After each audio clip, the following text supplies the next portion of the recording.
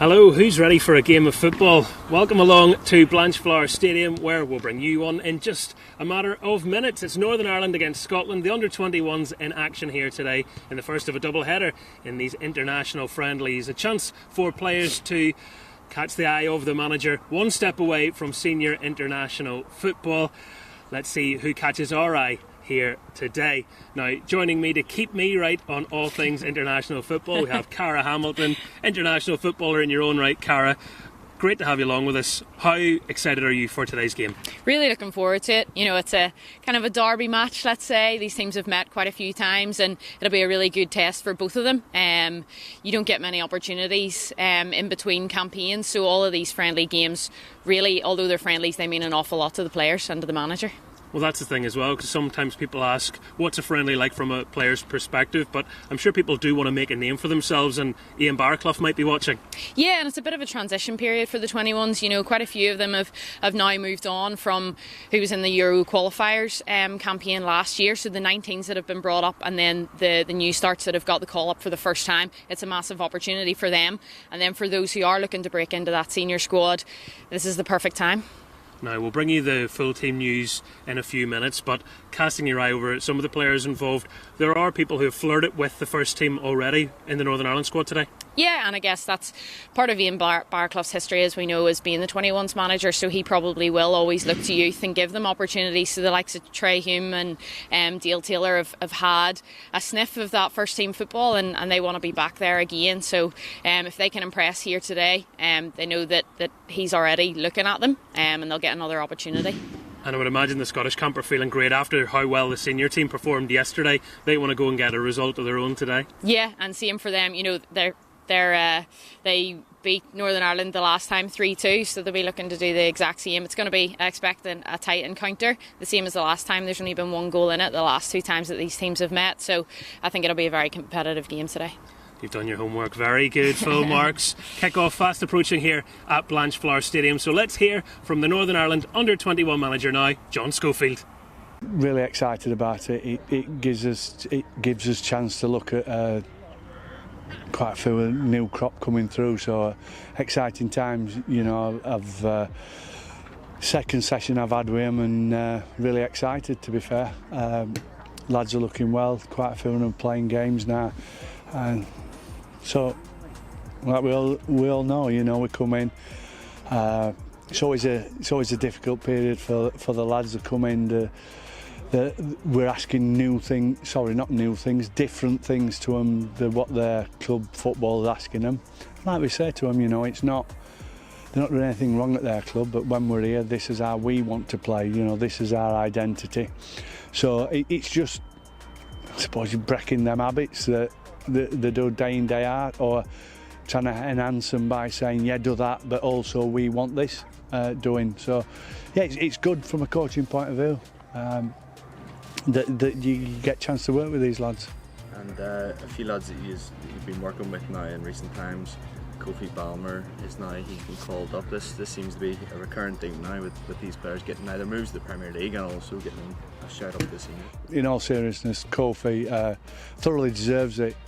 You know, we speak a lot to players about making the best of whatever you're blessed with and making sure that you max out on everything. And Kofi's a prime example of that. He's used every ounce of his ability, every ounce of his enthusiasm and his dedication, not by one stretch of the imagination saying by reaching his max, but by certainly enhancing his profile. And games like this against Scotland, I mean, this was the first time last year that we'd have seen Dale Taylor coming in. Now it's a year on, and how important are games like this for players like that to showcase themselves? Yeah, definitely, and I think it's not all about the football, because you know you can go and watch the players play every week, you know, but it's about actually working with them, putting them in an environment where, you know, for 10 days with people, and it's about making sure that the balance of their ability and what they bring to the camp as well. You know, we speak a lot about trying to create a club environment and making sure that players want to come, and the players are the biggest players, and the staff are the biggest part of that. So you need people that's going to come in and mix with people. Are they all going to be best mates? No, because there's players wanting the shirt that the others got, and that's football, and we accept that. But you can be civil, like they are. They're a great example. People say it's little things, but first day before we'd had his first meeting, we sit down to eat. I had a phone call from the senior manager, which obviously I'm allowed to have my phone at the table, but just in case the senior manager phone. I went out, answered the phone. When I came back, all the players had cleared the tables, plates, everything gone, not saying move this. So that's standard, we speak about standards, and we set them, yes, as a group of staff, but the players are pushing the standards fantastically. I'm really pleased with certainly the first couple of days that we've been together. I like attacking and defending. Obviously full-backs change, but one of my biggest strengths would be getting forward, crossing the ball, but I'm good at defending too, so I am. Burnley's changed from last year, so I've kind of developed my game a whole lot more, so I have. We kind of play a lot more football these days. Now I've definitely developed my game more this year, more technically, definitely going forward and stuff a lot better. So yeah. How important was it for you to get this call up into the Northern Ireland? Oh, it was massive for me. This season I maybe haven't been playing as much, but look, there's a massive call up. I've always wanted to come to Northern Ireland 21s. Next step is obviously a seniors, but concentrations on this camp anyway. Hopefully get some minutes too. But look, family was proud. I was very proud. Cousin was a full senior international too, so it's obviously a great moment for the family. Who's your cousin? Luke McCullough. Okay, so runs in the family. Yeah, runs in the family. So look, he was captain of the 21s, I think, as well. He's captain of the 19s. He was a big player, and I look up to him too as well. So it's massive. Like, you see some players like Brody, you see Shea as well. It's massive players. Like, I played with them in the 19s. Shea's a top player, Brody's top player. Like, it's brilliant. The manager obviously trusts him, and like, to see that for a young player, it's brilliant. Like, so it is.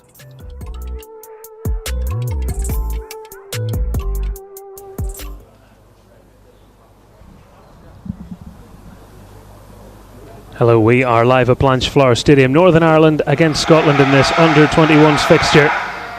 And now we bring you the national anthems.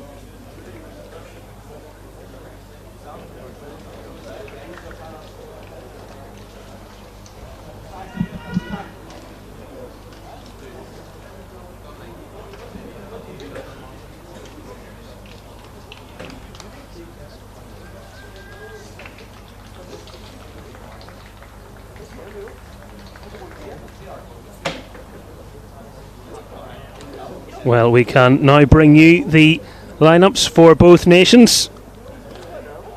Starting with Northern Ireland. Dermot Mee selected in goal for this one. Donnelly, McClellan, McCann, Hume, Boyd, Muntz, Taylor, McCalmont, McCulloch, Allen and Price all make the starting 11. It's a team that has a taste of senior experience to it, and plenty of those players have already performed at this level. They will be keen to make a good impression against their, well, international neighbours really in Scotland. This is how they go for things. Players who play across England and Scotland as well as Italy, in the instance of Josh Doig, Serie A player with Verona.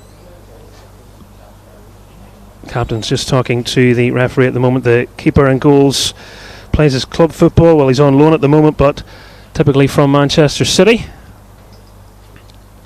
And the subs, a couple of players missing from the Scottish ranks. Elliot Anderson, who's just signed a new long-term deal with Newcastle United, not here due to injury. Stuart McKinstry also misses out for that reason, but they've plenty of talent to offer, and we'll take a pause now for a minute's silence in memory of Her late Majesty Queen Elizabeth II.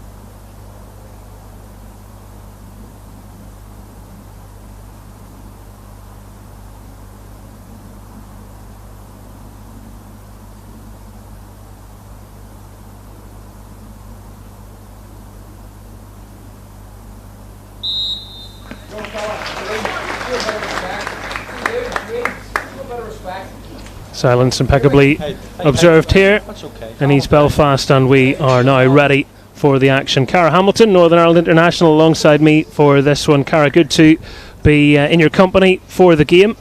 And what sort of match are you anticipating this afternoon? Pretty open game, I'd imagine, with it being a friendly. Of course, there's obviously pride on the line, and you want to be competitive. But I'd imagine both teams will try to experiment. There's quite a lot of fresh faces in both squads, so both of them will look to express themselves and impress the manager and possibly the senior manager if they'll be taking a look at it as well. 11 first-time call-ups named by Scott Gamble, formerly of Nottingham Forest, of course, and others. He's the head coach for this under-21 Scotland team. John Schofield, the Northern Ireland manager, and Scotland, as you've undoubtedly noticed by now, in their away strip for this game. White and blue rather than blue and white. Northern Ireland in traditional colours, green, white and green. As the visitors try and get an early footing in this game and look to get away in behind. Connor Smith being closed down, but it's Michael Craig, his twin brother Matthew, on the bench. We'll see how we fare later on if they both end up on the field at the same time. I think that could be making a bit of history. I don't think they've had twins on the pitch ever before, so yeah, we'll keep an eye out for that one.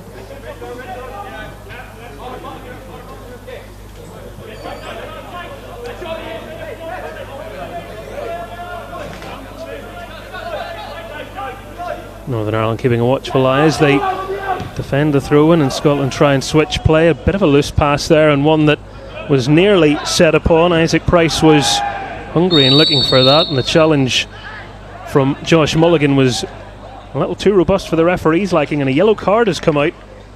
Well, just a minute into the game and a yellow card in a friendly. Yeah, surprising to see one so early. He definitely must have thought that there was some malice and some danger with the challenge that warranted the yellow card that early, and rather than just a warning. It's not often you see that. Charlie McCann, who took the challenge, was in the June Nations League squad, didn't get to play, and we can see the challenge again on him that will seem to be just a little too tasty from the referee's perspective. As Dane McCulloch, who we heard from just before kick-off, tried to skip in behind. McCulloch, who's at Burnley, cousin of Luke McCulloch. Yeah. Clubmate of yours. Yes, good to see him back after a long period out with a knee injury, something that I've also experienced. That ACL's a nasty injury, so yeah, hopefully see him back in Glentoran colours for the rest of the season. But probably seeing flashes there of what Dane McCulloch will bring. He talked earlier in the week about how Burnley's game is starting to evolve, and he is looking to try and play in a more advanced role in that left sort of wing back role, and I'd imagine we'll see that today.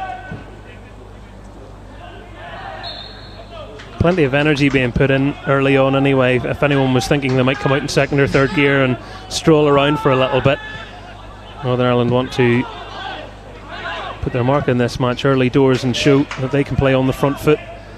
That was just a bit of a heavy touch there. Taylor was, or rather Boyd Muntz was left stretching for it. I think the energy also comes from the fact that you don't get to pull on the green and white that often as much as you would like to. The last time these players would have been involved would have been June time, so want to bring that energy, and you don't know how long you're going to be around the 21 squad. It can be quite a short period of your career, so enjoy it while you can.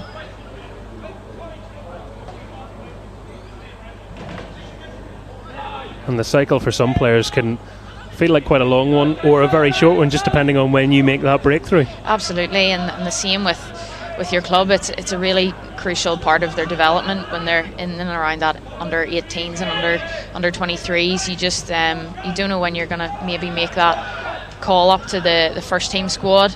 Depends at what stage. Well, that's a good bit of forward play. Conway in behind, and maybe better options there for him than the one he elected to go with. He's been in blistering form for Bristol City. A big reason why their league form has improved after a shaky start, and he's trying to cause some problems early doors as he watches one of his teammates flash over. Mulligan, the player who was booked on the first minute, off balance and off target. Yeah, Conway's been in phenomenal form for Bristol, as you say. I think it's 5 goals in 10 games so far. I think I saw a comment likening him to Alan Shearer and Harry Kane when he's in and around the box. I'm sure he would take that, as would any forward. He would. Devine keeping it in for Scotland, and McAvoy clearing his lines. Touch tight marking. Not an inch of space really for anyone, but Smith able to, well, he thought at least, dance his way through, but Boyd Muntz sticking to him. Scotland, well, nearly getting in behind there. It was a little bit sleepy maybe. Aaron Donnelly thought he had a bit more time and quickly found himself eased off the ball. Yeah, that's two in quite a short space of time for Aaron Donnelly, where they've managed to just sneak in behind him. The first one he kind of misjudged the header, and that one just purely out-muscled there. So looks like they're maybe going to try and target that side of the defence rather than the right-hand side with Sam McClelland.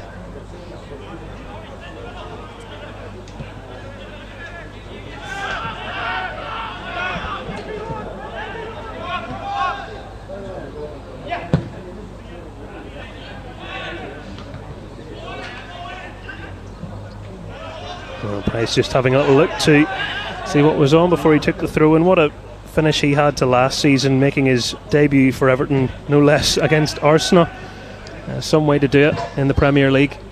Yeah, and thankfully did manage to stay up. Wasn't the best end of the season for Everton, but yeah, he'll be looking for more Premier League appearances. Be glad he's featuring there rather than in the Championship. Keep it moving, the instruction from the dugout, and it was one that they couldn't keep in the end. Maybe just a bit too much pace on it for McCulloch, who saw it roll past his toe.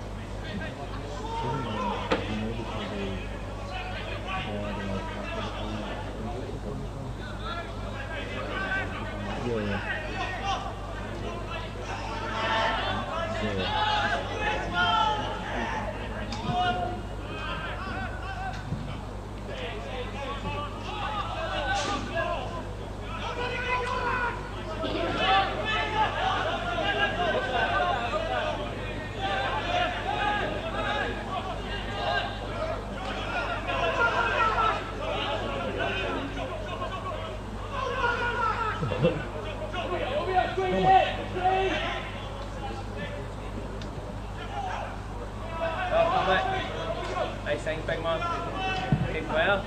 was enough on that from Doig, his keeper Slicker, able to stroke it forwards, and the give and go attempt not quite coming off between Conway and Bowie there. Bowie wearing number 11, playing his club football this season at Northampton Town on loan from Fulham. Actually already scored against Sam McClellan team this month in victory against Barrow. Yeah, a couple of these players all know each other well, either playing with each other or against each other. Quite a few feature in the Rangers side, both for Northern Ireland and for Scotland. Smith. And you could see the idea, it was Trey Hume.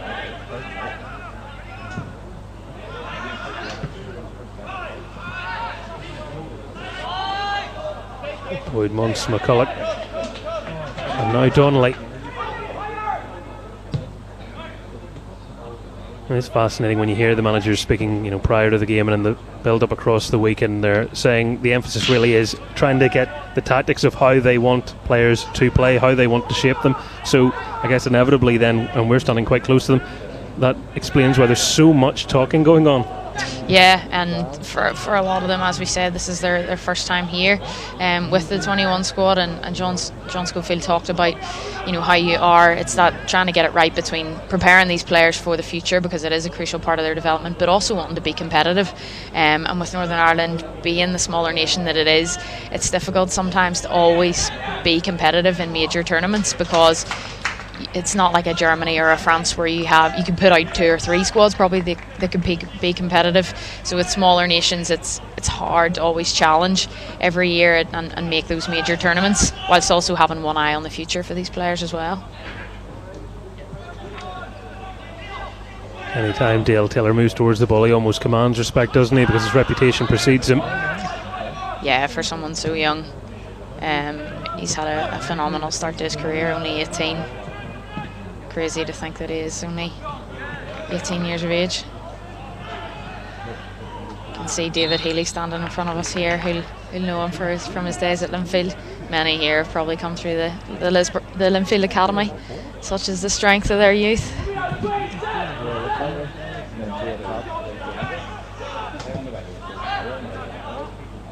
It's nice to see club rivalries are set aside when internationals are on. That's touching.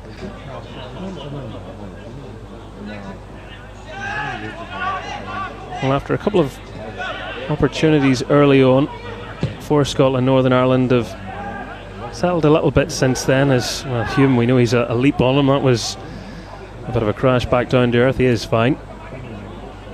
Yeah, neither team really looking to sustain a long period of possession. Trying to look forward as quickly as possible. There hasn't been too many periods where the ball's been slowed down. It's how quickly can you get it on the front foot and look forward. In terms of setup for Northern Ireland, it looks like a 4-1, I think, with Charlie McCann just sitting in front of the back four there, playing as that deepest role, and then the rest of the midfield in that more advanced position.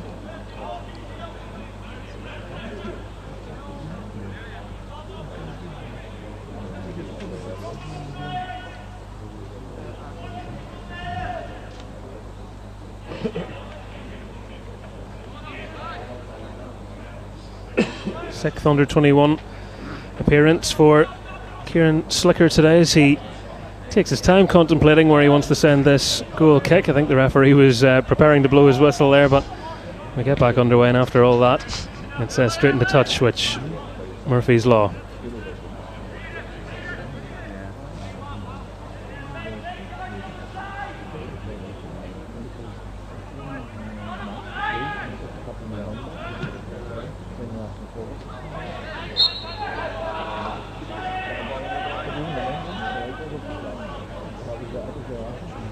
Some of Northern Ireland's under-19s might be tuning in to watch this today after their hard efforts against Slovenia yesterday. They were mightily unfortunate, it must be said. Patrick Kelly put them 2 goals up. They ended up with a 2-2 draw, and it was a spectacular free kick in stoppage time that rescued the draw for Slovenia in that mini group that's being played, 4-team group for the Euro qualifiers, Group 13, which also has the Netherlands in it, who are Northern Ireland's next opponents.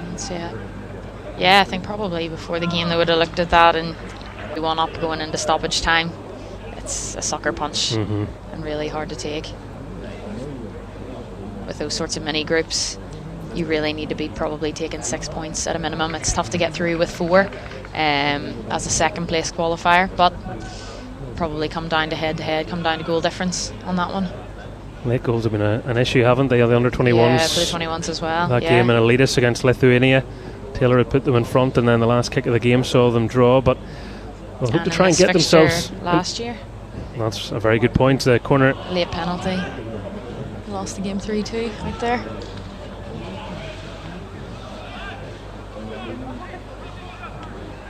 Northern Ireland will have another chance to test the Scottish back line.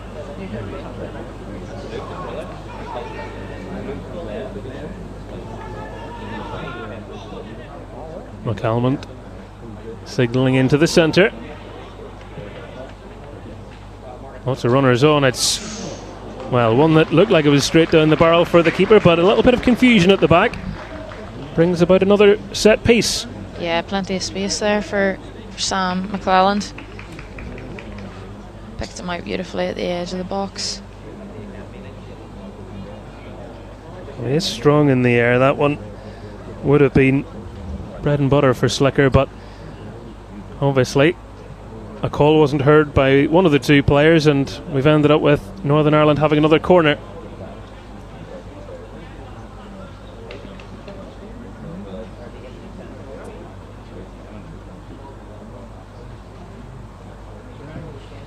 Another teasing fluted delivery in. There was, well, quite a bit of wrestling going on in the centre, if we can put it that way. McClelland couldn't stretch and control it, but the side in green just trying to find a bit of room to manoeuvre something, and the pass in behind from McCalmont not quite weighted right for Taylor, but he made that little run. He peeled off the defender, and John Schofield will be hoping Northern Ireland can utilise opportunities like that a bit better as time goes on in this game. Yeah, and try and find Taylor a little bit more. He's really had limited touches so far in this opening 15 minutes, so really look to try and bring him into the game. I think there's been a bit of miscommunication sometimes whenever the ball's being played in. He's looking for the ball in behind, and whoever's playing it is looking for the ball into feet, so they just need to probably tighten that communication up a little bit more. Read the signs of where Taylor's trying to go.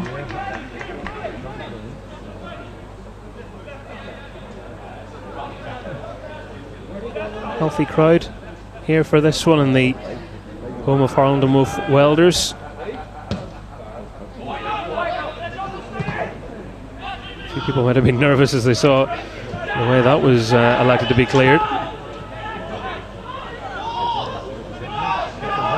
Striding confidently, and it was a stinging shot. Knee was left flying across for it. And Josh Mulligan, the key in, showing his qualities. I think he was wanting a corner here. Yeah, just backed off, and it opened up for him nicely there. Might have had a case for it.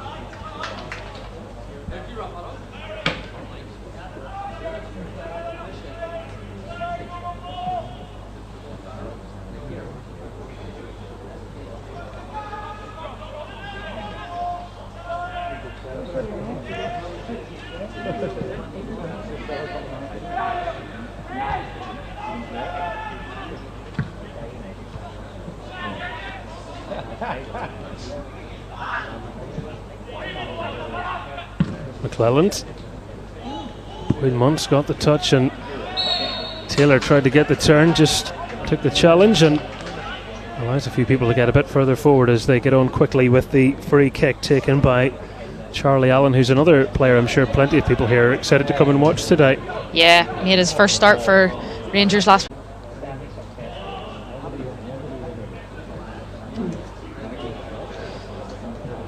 Was it the Man United Academy? Charlie McCann before moving to Rangers.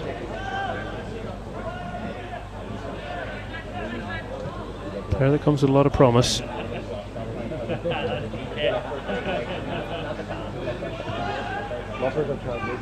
Nielsen, and he's been getting regular games with Hearts. Was playing in Europe as well in the Europa Conference League. His first appearance coming a little bit through the misfortune of one of his teammates, but take your chances when they come, and he's been talking out for them pretty much since that. And that is, I guess, the difference when you start stepping up to 21s as well. You see a lot more players that are in and around the first team rather than some of the other games we've brought you across the Northern Ireland YouTube channel from whether it be 15, 16, 17s, whatever. At this stage, people are looking regular minutes, and well, a chance here for Taylor. It's a lovely turn, and only for some good defending. He almost managed to do what he does so often, which is create something out of practically nothing. He looked second favourite to the keeper. He was past him, and the defender just able to thwart him. Had so much to do here with the way he takes this ball down. Brilliant strength to hold off the defender, and then brilliant touch to bring that down. Just couldn't find the finish. Well, Scotland will feel they are living a charmed life there. Price's ball over the top, and it was Conor McAvoy that had assessed the situation well. After initially being in that position that all defenders hate, which is you're trying to get a hold of the striker, but he's just got a wee half yard on you. And that's all Dale Taylor will need. Scoreless so far as we approach the 20th minute. Little glimpses of what both Northern Ireland and Scotland can offer.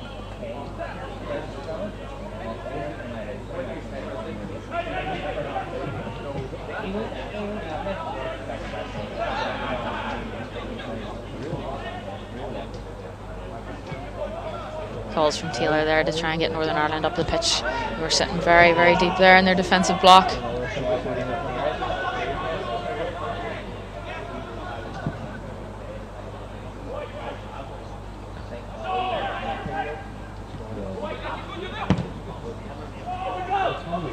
Sent away authoritatively.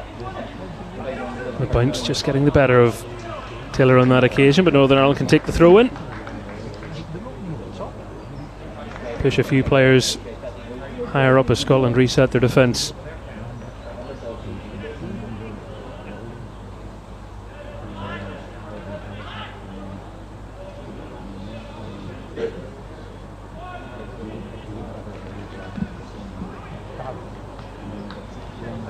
Another corner for Northern Ireland. They are totting up. Boyd Muntz is going to be the player to take it. He's on standby for the senior squad should he be required. Won't be playing much more 21s football anyway. No, one of the most experienced players within this 21 squad, and was rewarded. He has been in and around the senior squad quite a number of times, so definitely on Ian Barclough's radar. And he was showing the quality with the delivery there. It was Aaron Donnelly trying to attack it, and it was dutifully defend it. As we have a bit of deja vu. Corner.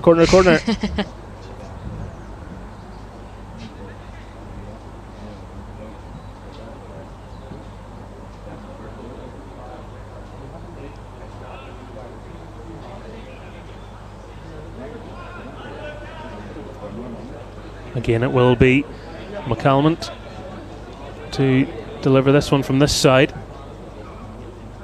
Slicker's come all the way for it and got that little touch that he needed to bring it under control.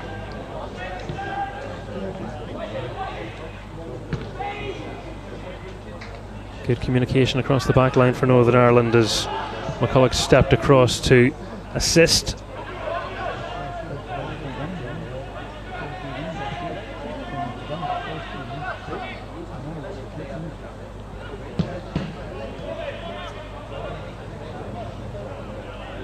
Charlie Allen showing the attributes which, even with his diminutive stature, proves he's more than capable of mixing it with some of the best of them.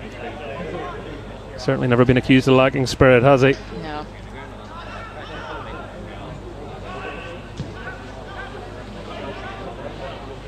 Been at Leeds the last 2 years, Charlie Allen, and he scored for their under-21s in a 5-1 rout against Nottingham Forest at the end of August, so a little purple patch for him. Schofield will be hoping that continues this afternoon for his country.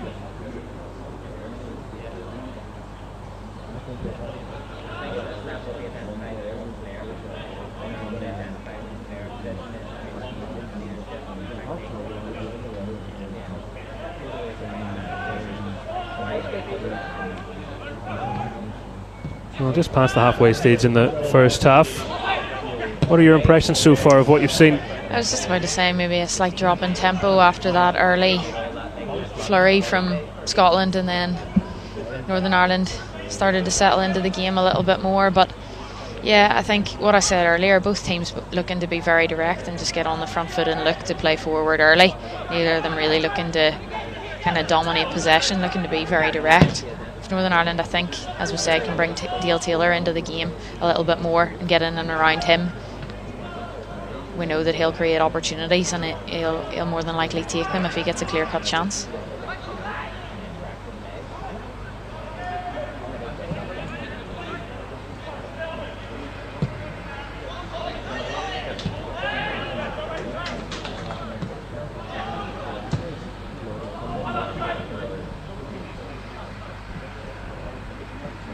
Well, they were working it well there. They've got the throw in as well. Maybe a little bit of fortune that they'd earned from the decent passage of passing play. The bobble on the pitch was slightly unkind, but they've got away with that one. But the referee's not going to let them get away with taking the throw in from the wrong half. It's always a stickler for officials, isn't it? You can steal yards anywhere, but don't you dare cross that one line that they really like.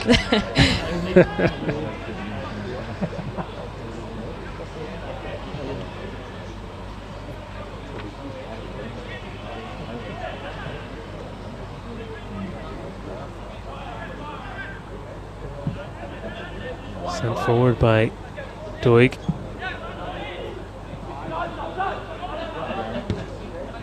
Just not quite sticking for the Scottish front line at the moment. Northern Ireland will be happy with that, but doesn't entitle them to switch off, and they'll be well aware. Yeah, particularly with the form that Tommy Conway has been in, as we said earlier, for Bristol City. If he gets any sniff of a chance, he'll be clinical. Looked dangerous early on, but I think Sam McClellan's dealt with him very, very well since the opening 5-10 minutes. Well, it's ricocheted back into the favour of Scotland. It was Mulligan trying to skip through, and the green jerseys quickly swarmed around him to stop him getting a sniff at goal there. Yeah, good pressure and good cover from both. I think it was McClelland and Hume both doubling up on Mulligan there.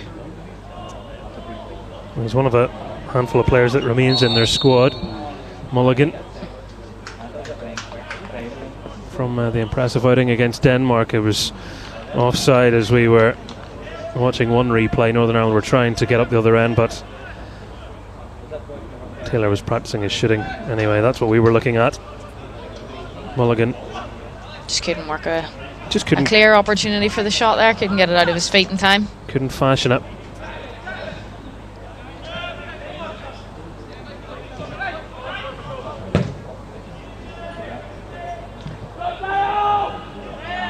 Lovely hold-up play by Taylor. Great strength from Taylor there again. Wasn't going to be bullied off the ball. Maybe he wanted one or two better options around him. Was forced to go backwards, and that can be the frustration sometimes for an attacking player when you're trying to fulfill that role.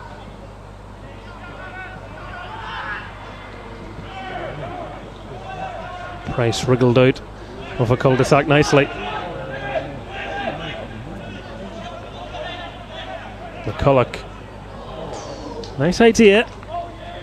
Price cutting across the area, but not able to get a telling touch. Yeah, I would like to see that more.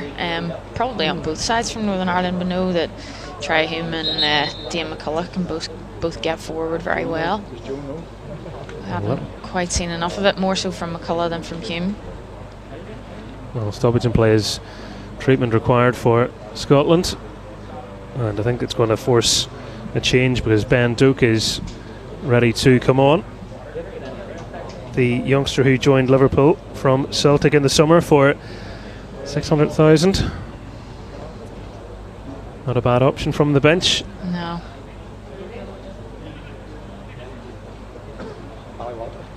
He's having a look at tactics as Lewis Nielsen is making his way around. It remains to be seen. It will be just a case of sitting down on the bench, so maybe they were aware of a little twinge beforehand and they certainly weren't going to risk anything, so it might mean a bit of a reshuffle tactically, but it does mean a chance for Liverpool fans to see a young talent of theirs, Ben Doak, someone who Celtic fans were waxing lyrical about for how he's been getting on. Liverpool fan myself, so keep an eye on him, and I'll expect to see him in there in the next few years. Well, you're not going to see him playing centre half anyway, so that bit of a reshuffle going on as play goes on. He must be Mo Salah's successor coming out here onto the right hand side. Well, Dane McCullough will be hoping not today at least. Whatever for the future, just not today.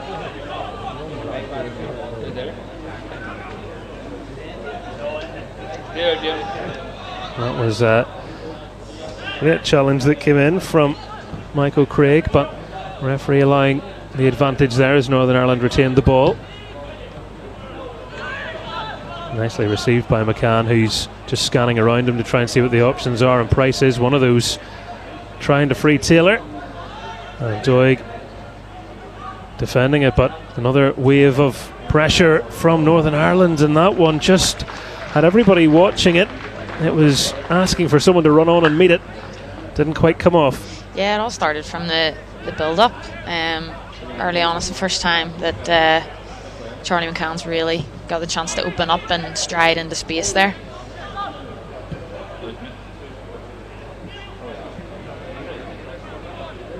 Taylor just shimming out of the way of the referee as well.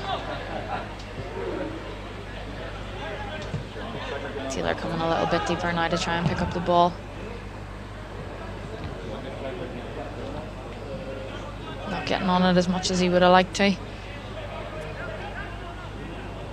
In many ways what you might expect between these neighbouring nations.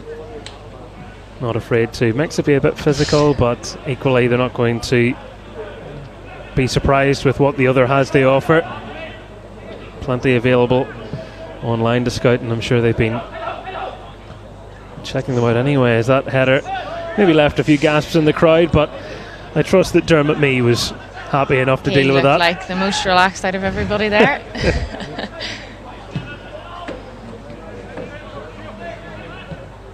Mee, who was playing in those recent matches in Larne against Spain and then in Elitis against Lithuania. Now out on loan at Altrincham from Manchester United.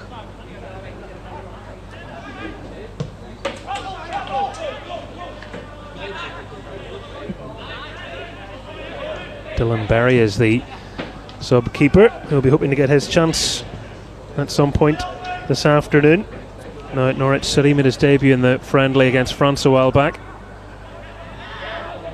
Price is quick, he can keep it in.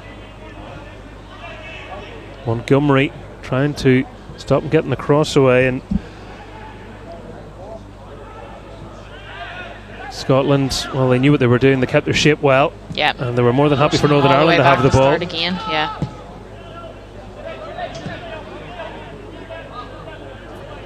That can be the hallmark of a well-drilled team, because human instinct or impulse is just to go to the ball, whereas you're saying, well, actually, if you know what you're doing, trust ourselves, we'll stay over here, you can keep it there, you're not going to hurt us.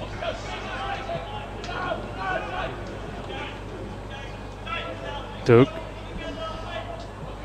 shimmying past his markers to move it along. McAvoy Now Doig marked his first Serie A start with a winning goal against Sampdoria at the start of the month on his dad's birthday, no less, which is a present for both of them. I'm sure it was a pretty special day in the Doig household. Yeah, and probably not what they would have expected coming from a centre half. No, 78 games at Easter Road with Hibs, and then gets the chance to go to Italy. Getting on the score sheet now. Doka's trying to do that. Deflection, takes it behind. He's looked lively since his introduction, which is no surprise. Yeah, just immediately seeing the pace from him there coming right across from that right hand side. Then it causes confusion if there's not enough communication for that Northern Ireland backline. They don't know who's supposed to be tracking him and picking him up or passing him on. He can play as a fullback. He has been deployed there, but no such intention for the time being anyway. It's all about what he can offer in attack. He's the player that's flicked that one on, and it was bobbling around for a moment, but anywhere will do. Order of the day.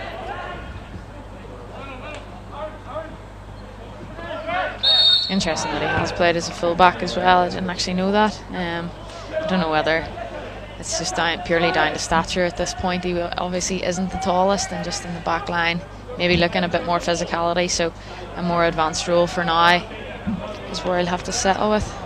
Well, the way tactically that football is now too, you see managers coming in and going, could Raheem Sterling play as a wing back? Yeah. So we're seeing players have to be a lot more adaptable than maybe traditionally they would have been. Whether I very much doubt we're going to see much more of Raheem Sterling in defensive roles, but just a recent example that sprung to mind.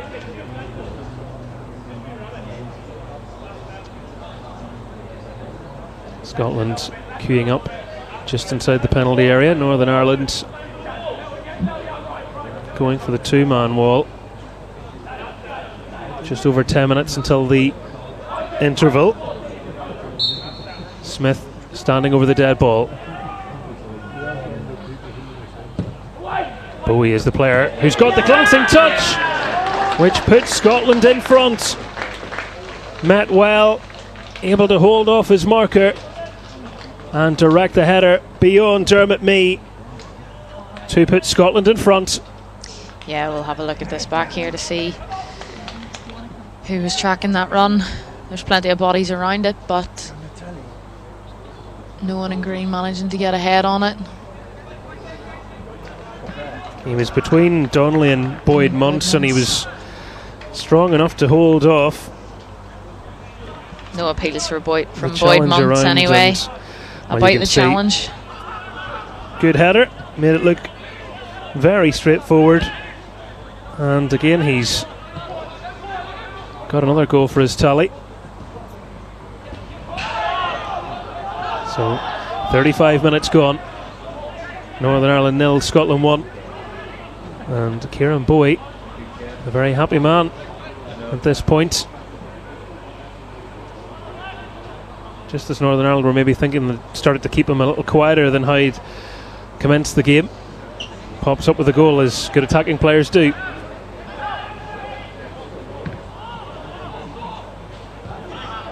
Northern Ireland, the team as well, that have had more set pieces, but they've been hurt by one. Yeah, and looked like more of the threat from set pieces. Of all the ways to concede a goal, it's probably one of the worst.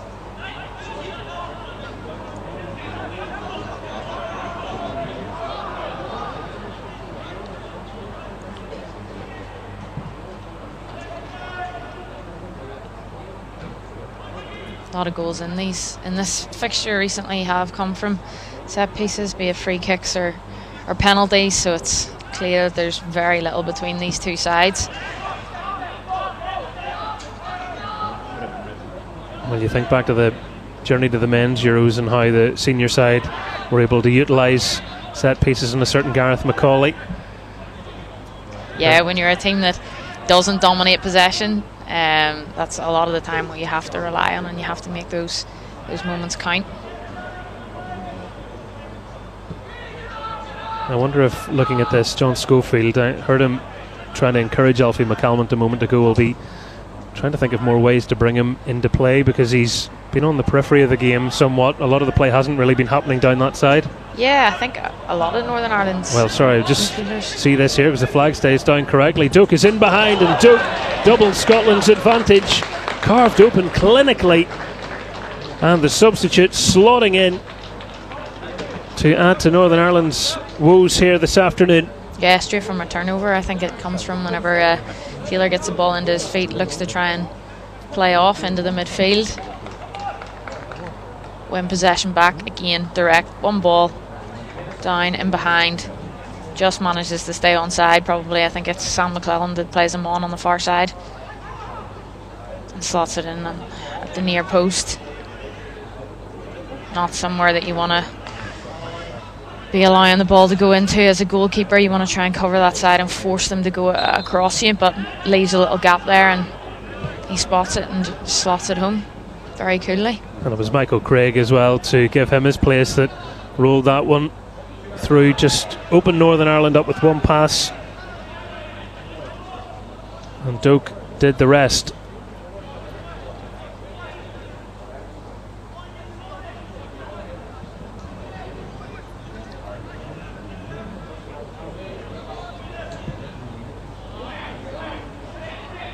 Things can change quickly in football. There's the reminder, maybe. Yeah, as cliche as it is, and we talk about it all the time, but that 5 to 10 minute period after you concede a goal is probably the most crucial. Well, I was wondering if maybe they could try and reverse the fortunes of the under-19s yesterday, who saw a 2-goal lead slip. They want to try and pull this back. Goal before the break would certainly improve the mood. Certainly would change the picture. Well, Scotland have done a good job of dealing with the pressure when it's come their way, and then striking quickly while the iron is hot.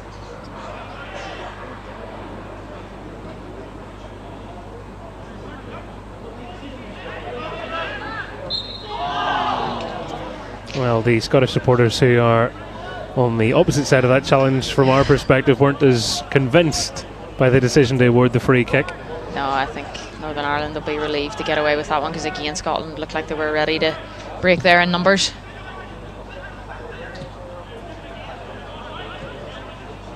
Can be the danger as well when you're in a position where you're chasing, that you just leave yourself a little too exposed. Maybe saw that for the goal, the second goal. Liked what I've seen of Isaac Price. Certainly at this stage of the game, Northern Ireland don't need to go chasing. I mean, 40 minutes in, get in half time, put a solid 5 minutes in here, maybe create another chance, and then just reset at half time, and John Schofield will fix what he needs to fix, maybe make a few changes. With it being a friendly, you'd imagine changes could come earlier than normal, so if Northern Ireland could go in here, adjust at the 2-0, see what they can change for the second half. It also highlights the importance of that bit of defending from Conor McAvoy, doesn't it? When Taylor caught the keeper out, he was, coming out aggressive, thought he was going to win the ball. Taylor gets past him, and McAvoy decides, I'm going to just take a step back. Yep, makes the block. Doig gallivanting, and he pulled it back well. McClelland was watching it all the way.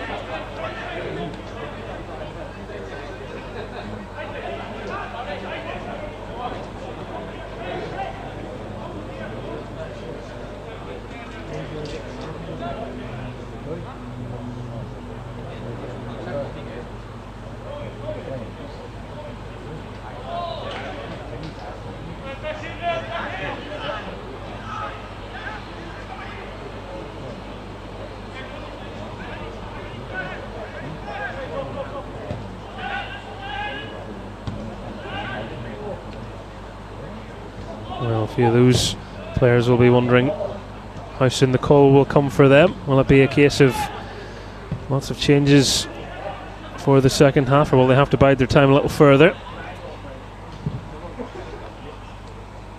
Northern Ireland will have the throw in. That spectator, I think, thought they were going to catch it and then quickly changed their mind. Realised that the cameras were probably on him and didn't want to make an idiot of himself. That can certainly go very wrong very quickly. Maybe just knowing your limits was wise.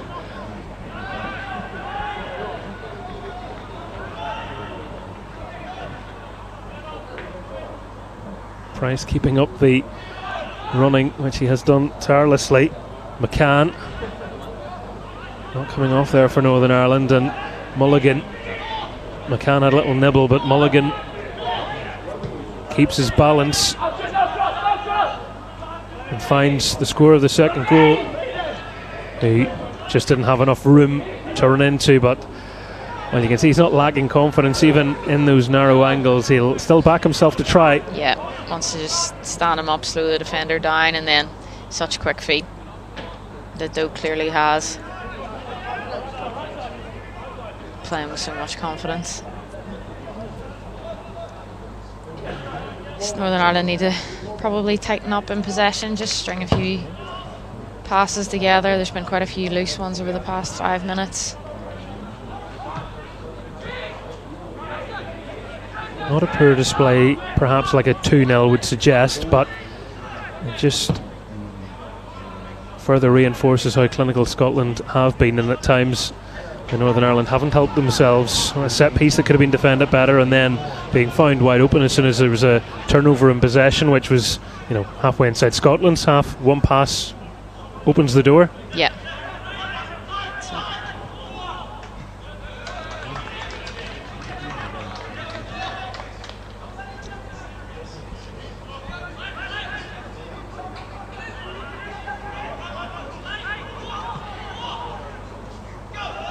Boyd Muntz maybe just sensed the pressure from Bowie behind him, misplayed the pass.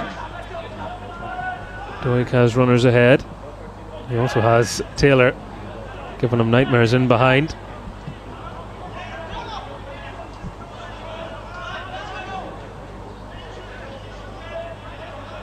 McAvoy and Doig, a settled end to this first half for Scotland, as well you might expect with the scoreline as it stands. Again, Northern Ireland dropping very deep now. All 11 players in their own half, and Scotland's centre half's able to just play on the halfway line.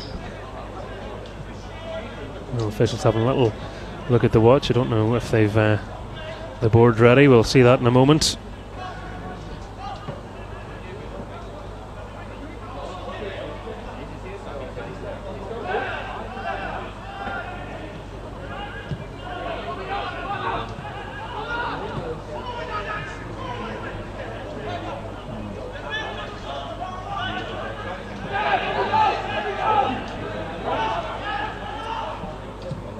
Just the one additional minute here at Blanchflower Stadium, as indicated by the fourth official, as McAvoy gets his head up and finds Doak. Devine, outstretched leg enough to stop the cross, but Northern Ireland not able to keep a hold of the ball, and Scotland are trying to put this one beyond doubt before the half is over. Me landing on it. I'm very relieved that Smith couldn't get something on it. Yeah, again, once Northern Ireland turn the ball over, it's given away straight away and give Scotland another chance to come on to them.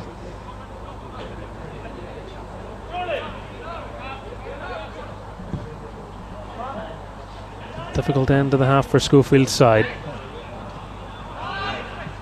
Price won't have a chance to go anywhere with it, because that is the end of proceedings after the opening half of action here in East Belfast, and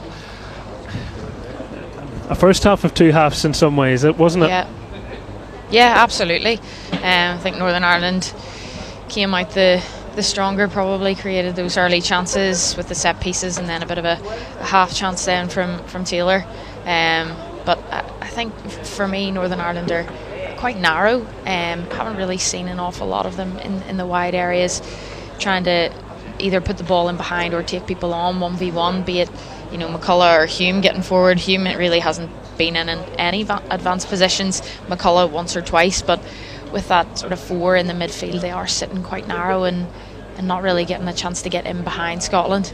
Then we talked about Taylor.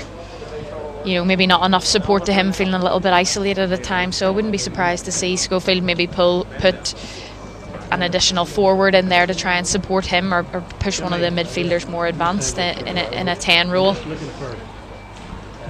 Well, let's have a look back at some of the action from this first half. And this was the booking we just played a minute. And Mulligan, maybe the referee just felt a little bit of excessive force from the midfielder. Certainly was trying to play the ball, but just caught the man instead. Yeah, he did, and I think, as we said, with it being a friendly and with it being his first challenge, I don't know that quite warranted a yellow card. Well, these were maybe some of the early warning signs of what they could do to get in behind Conway on that occasion, just not picking the pass after peeling away from his man. Yeah, and they did then concede another one, which we'll see just after that. It's been predominantly down this Scotland's right hand side and Northern Ireland's left, hasn't it, that the danger has come from, and we see later on that's where one of the goals comes from as well.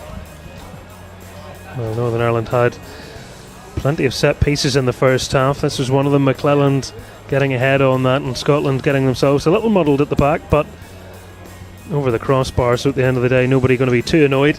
Yep, better to be safe there as a defender rather than leave anything to chance. And this was given as a goal kick. Mulligan was adamant that Mee got a touch, and well, I'm sure when he's putting together his own highlights reel he'll say he did get a touch, but he wasn't complaining with a goal kick at the time. Yeah, and a couple of times Mulligan's found himself in that sort of position and around the box, driving out of midfield, and he backs himself. And moments can, really change games, and this was Northern Ireland's best opportunity. Taylor creating something almost from nothing. Price had flicked it on, Slicker had come out and been caught out, and McAvoy read it expertly. Brilliantly, just to drop off there, because he could try and stay with the man, and there could be confusion between the goalkeeper and the defender, but he gets straight back onto the line there and makes the clearance. And a short while after, Northern Ireland could have been one up. They find themselves one behind. Yeah, and again, I think Northern Ireland have more than enough bodies back there to deal with it. Just manages to find himself space between two players, which I'm sure will frustrate Schofield when he's looking back in this. Yeah, and he doesn't really have to jump too much either. It's not like he out jumps the defender. He kind of puts an arm on the shoulder, not enough for it to be a foul. And then Scotland added a bit of comfort to the scoreline from how they're looking at things. Doak had come on after Nielsen went off injured. They changed shape, and the Reading midfielder Michael Clarke carving that pass perfectly through Northern Ireland's midfield and defence, and Doak, fleet-footed, skipped through and dispatched it easily. Yeah, and again for me, I think goalkeeper getting beaten at the near post. I think he'll probably feel he should have done better with that one as well.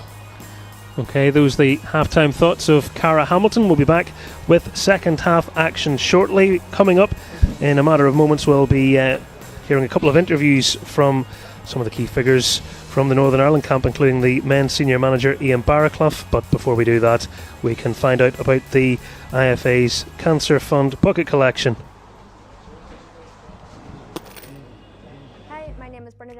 And I'm an ambassador for the Cancer Fund for Children, who are the Irish FA's official charity partner. September is Childhood Cancer Awareness Month, and the aim is to raise funds and awareness so that no child has to face cancer alone. On average, every year, 520 children or young adults get diagnosed with cancer across the island of Ireland. That means roughly 40 children or young adults have been diagnosed this September alone. On Saturday the 24th of September, the Big Bucket Collection will be taking place across Northern Ireland to raise funds for the Cancer Fund for Children. We're taking part at our home game against Kosovo, so look out for our volunteers with the yellow buckets located around the stadium taking cash donations. You can also donate directly via cancerfundforchildren.com/donate. In 2019, the Cancer Fund for Children helped me through my own cancer journey, so I know how much these donations help. So to all of the Green and White Army, thank you so much for all of your support. It sat not quite right with me how we came out of June. It's a chance to right some of the wrongs from the results that we had, and we're a much stronger squad. You can see that the players here are more of a familiar look to us, which for me is important still to nurture one or two younger ones within the squad, but also have that familiar feel to us. So we know we're a lot stronger going into these games. So we can put some really good work in. We can work on our shape, certainly on our attacking play. We want to create chances. We want to be a threat to the opposition, and we've got the armoury in the squad to go and do that. So it'll be upbeat, it'll be high tempo, and we can put some good work in with the players. No, I can't wait. Every time ever since I've been in the squad, I love coming putting the Northern Ireland top on, and especially home games and the atmosphere. It's brilliant. Yeah, I'm delighted to be here.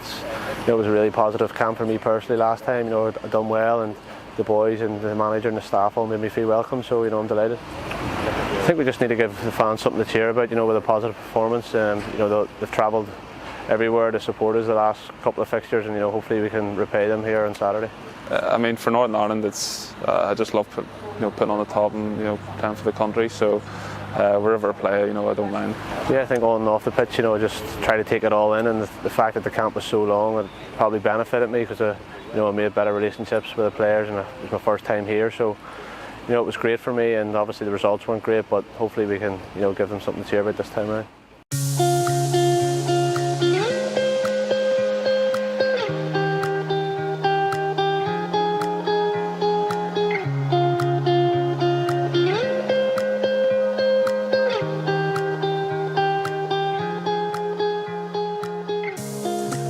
Positives were obviously we scored 2 goals, two set plays. We created some opportunities, albeit we would have liked to create it more. We could have went 3-0 up. We've hit the post in the second half to go 3-0 up, and I kind of thought hopefully that doesn't come back and haunt us, and it did. Listen, but at the end of the day, the big thing is we asked the boys to go out and try and win the game. Second best thing's not losing it. We drew, but when you're 2-0 up, we have to learn how to manage games, and I thought we let them back in. Also, we were in set pieces this morning, and I'm just from both corners. I'm kind of just peeling out to the edge, and thankfully the first one's dropped to me, and I've just kind of hit a hope, and I think it's gone through a few bodies and went in. The second one, Matty's he hasn't hit his best corner, but I think I've just got there in front of the defender with a good touch, and it's just thankfully it's went in. So we've got really good players who are willing to go and attack balls in good areas, and we've got good delivery. So we have to utilise that and use that to our advantage. Yes, we don't get loads of time with the boys, but this has been practicing from the 3 or 4 camps we've had before. We got a little bit nervy at the end, and it's this thing we speak about all the time about all the age groups. For some reason, our teams aren't really comfortable with a lead. We're 2-0 up. We need to manage the game. We need to control things better, and we probably didn't do that. Obviously, Netherlands, it's going to be probably the toughest game in the group. They're the best team on paper, but I think in the last camp we beat Norway, beat Czech Republic, and should have beat Belgium. So I think we have everything in there to go give Netherlands a game, and feel the boys are saying that we shouldn't be scared of them, and obviously we'll show them some respect, but I think we can go out and get a result against them. We have to keep learning. We'll dissect the game tonight. We'll go over it. We'll debrief it with the players tomorrow, and then we learn and we move on. And that's the way it is with the qualifiers. We've 3 games here, and it's quick games one after the other, so we can't dwell too much on it. We're no better off. We're no better off. We'll be sitting second in the group. Again, we got to get ready for Holland.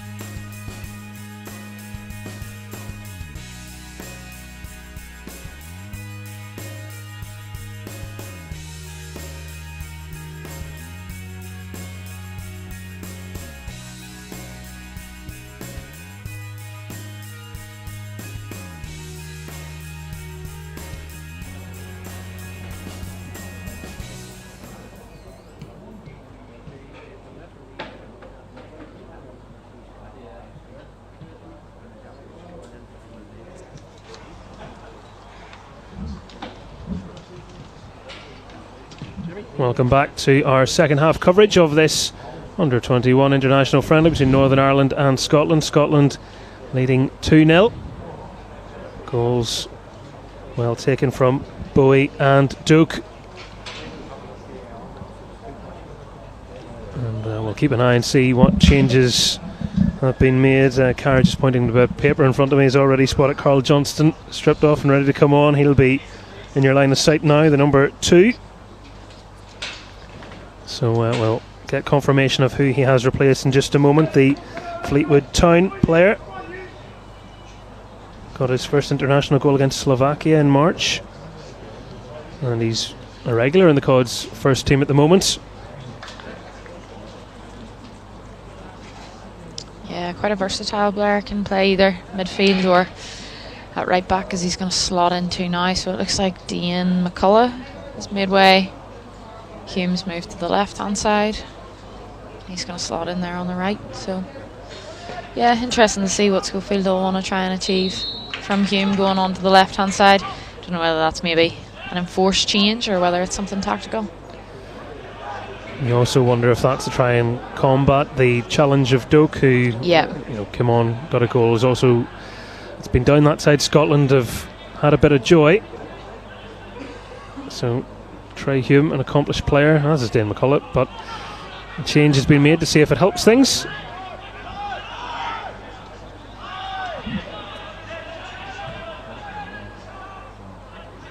Is there a way back into this one for Northern Ireland?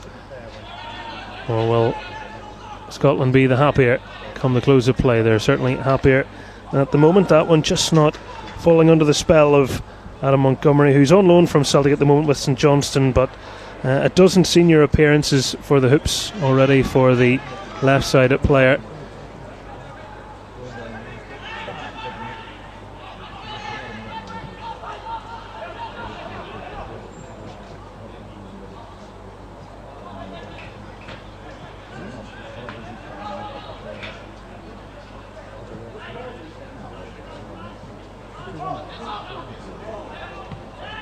McCalmont playing that one maybe a little higher than Charlie McCann was hoping for, but he was able to get it under control and keep the ball moving. McClelland,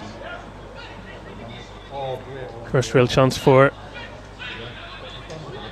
Northern Ireland's first sub to do something. Johnston striding through the press, and Hume, well, we know he can be dangerous going forwards as well. Trey Hume, he hasn't really had an opportunity to do that in this match. Now at Sunderland, of course, having excelled in the Irish League. And that's a cross in from him there, the little flick falls for Price. That's set up for Johnston, who couldn't get the sort of purchase that he required.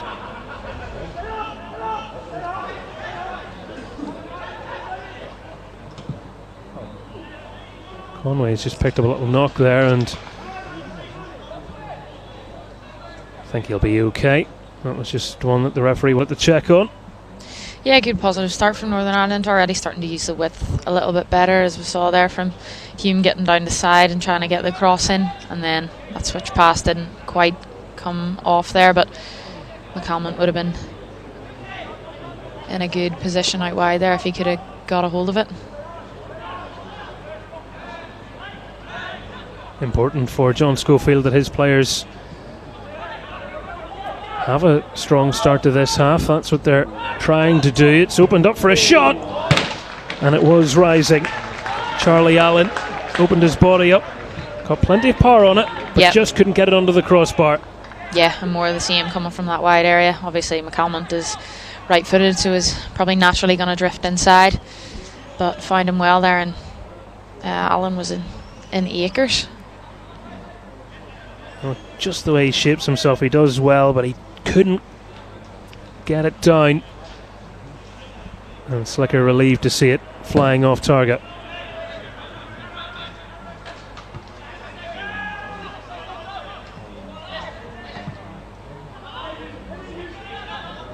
McCalmont giving chase. Devine, as the give and go played around him, and just a heavy touch in the end. Scotland able to see off the pressure and win the goal kick.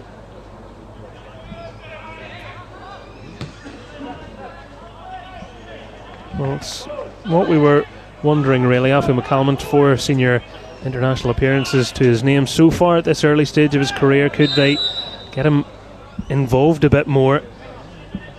Something they haven't quite managed to do up until this point, but the signs are there that when they can bring him into play, he can pose problems.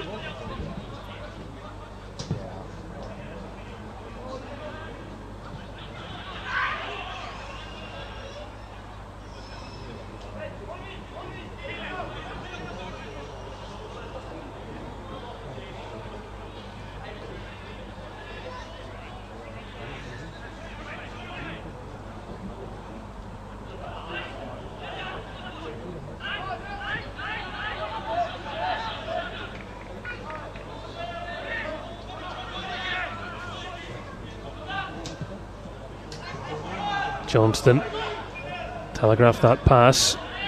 Allen was trying to pirouette away from his marker.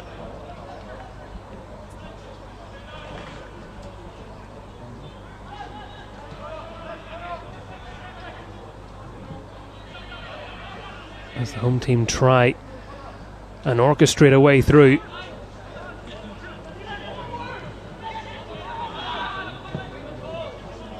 Lovely weighted pass. First touch was a nice one too, and Allen with the accompanying run tried that little cute cutback pass, and it was well defended at the expense of yet another corner. Much better now from Northern Ireland, actually starting to play in behind Scotland, moving the ball a bit quicker, 1 and 2 touch, and now they're getting in behind. The question there was, could he just pick someone out, and it was well defended in the end by Scotland. There's no doubting the individual quality. I think Northern Ireland have maybe at times struggled to bring it all together. Yeah, and that's exactly what these friendlies are for, is forming those relationships between new players. Hume with the header. Again, still managing to find themselves free, Northern Ireland players, and deliveries have all been pretty much spot on from both sides, from the corners. That's where you want it. He was up, he was authoritative, but a chance that's gone a begging.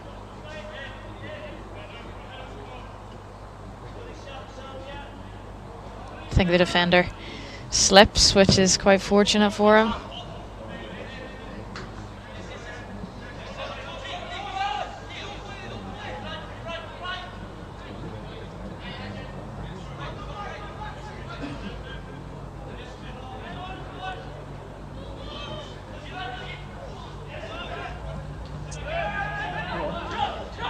Allen nearly falling for Taylor.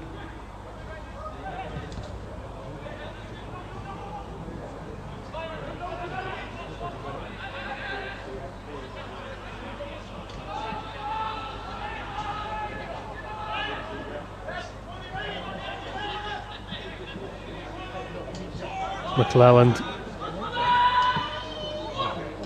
That was taken really well by Allen and just past the stride of Dale Taylor. It feels like you could nearly just record me saying that at this time. Taylor's making nice little runs and keeps being a pass. Just too much to the left, just too much to the right, just too much in front. If he gets a bit better service, Northern Ireland could be in action. Yeah, but great awareness from Allen to know that he was there. Just took a quick glance over his shoulder as he received the ball and knew to play him in. That looked a sore one on Hume. Advantage allowed, and was a little bit of nibbling going on there. Allen is having his say, and Taylor trying to have his. It's just pickpocketed before he could get it out from under his feet. Again, we talked about the strength of him before. Brilliant battle with Doig here. Doig looks favourite to win it. He's in front of him, and Taylor just muscles him out of the way. Just ran away from him.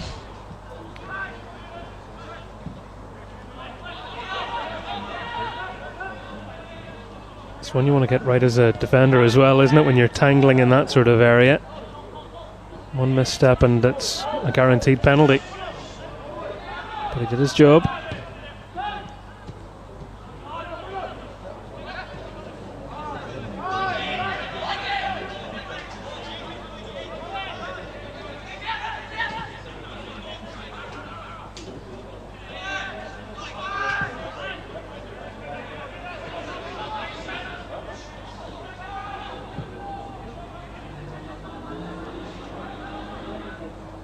Just asking a little too much of Conway there.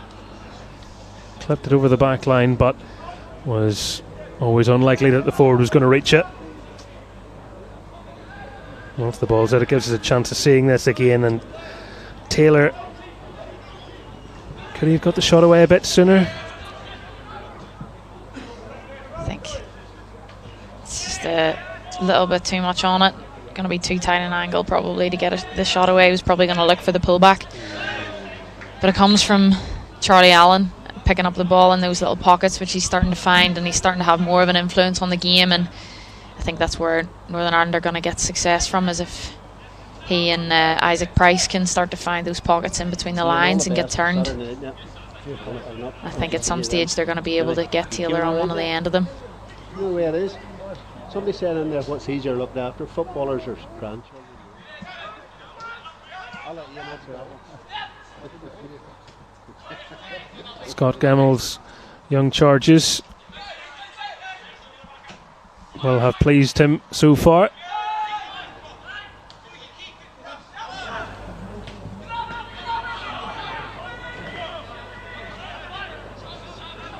A couple more changes may well be coming from Northern Ireland. You can see the bottom of your picture there, John Schofield on his hunkers with a bit of paper. Maybe hoping when he looks up he doesn't see anything he doesn't like here, as it's pulled back and the shot hits the inside of the post. And no mistake from the rebound. Josh Mulligan. Well, his job was the easy one. Scotland thought they'd scored from the initial attempt, but made sure not to miss at the second time of asking, as they now extend it to a 3-goal lead against Northern Ireland. And it's one of the two that we expected to probably have a say at some point. Both of them actually, Conway and then Mulligan, as you say, has the easy tap in, but Conway just finding himself in space. Montgomery's pull back, Conway's effort. He was unlucky to see it crash off the post, and Mulligan gets the reward for his performance today. He has certainly impressed in the sunshine in Belfast, and he's maybe not winning too many fans of the Northern Ireland contingent at the moment, but objectively speaking, he's had a very good game. Offside flag has gone up here, so that's going to halt things. I don't know whether that'll maybe change John Schofield's mind of what he was going to do, or whether he'll continue to make the changes that he was going to, but I think he maybe put the curse on them there about him looking up and not seeing something that he didn't want to. That's the offside. We'll not draw the VAR lines. No, please don't.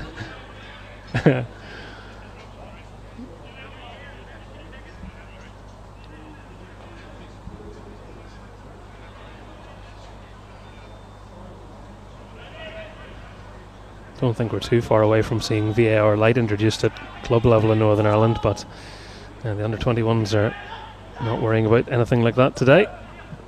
Trying to find their stride, but finding it difficult against Scotland.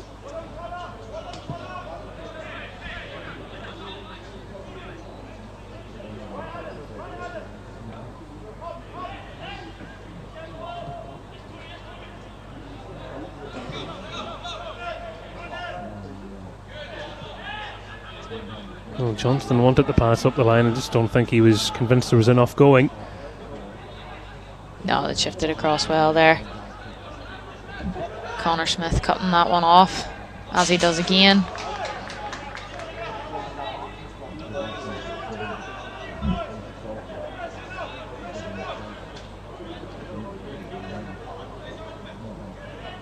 Northern Ireland do have options on the bench should they wish to make further changes. You know, you look at an attacking sense and you think maybe someone the likes of Ross McCausland might want to come on. He'll be well acquainted, the Rangers youngster, with some of the players he'll be coming up against, but we shall see what happens as time progresses. Boyd Muntz did well to get his toe out there and win the throw in, because it was beyond him in many ways and there wasn't that much else coming up from that. Yeah, and an attacking sense from an out-and-out striker's point of view, then you've really We've only got 2 other options then, in Matty Lusty and Chris McKee. It'd be nice to see more Irish League representation coming onto the pitch, possibly in front of a home crowd. Well, the flag had already gone up there, but Charlie Allen just practicing his shooting, I guess. That's all part of it, visualise it and then do it. Maybe a little bit of frustration there today because he hasn't disappointed individually. Just collectively, Northern Ireland have fallen short.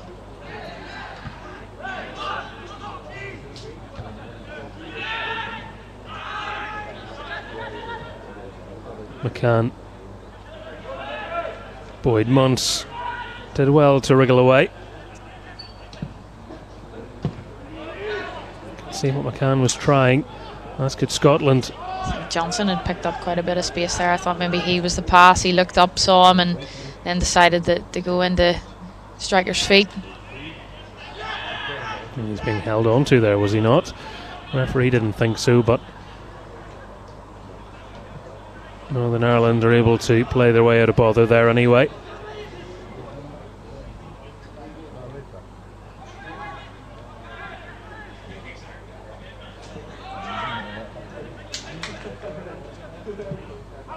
Changes are forthcoming. McCausland is one of the players that's going to come on. Chris McKee is also getting himself ready.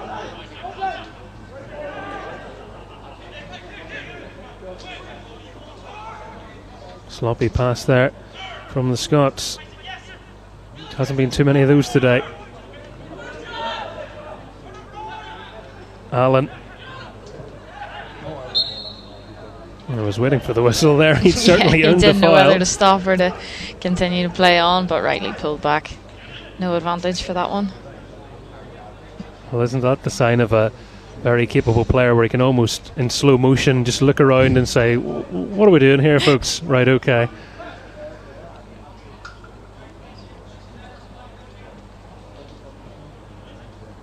Last instructions, standing in the 17 is Chris McKee. As Caragh mentioned earlier, his club manager David Healy standing just across to our right, so he'll be waiting to see what happens. Coming on as well will be Terry Devlin of Glentoran.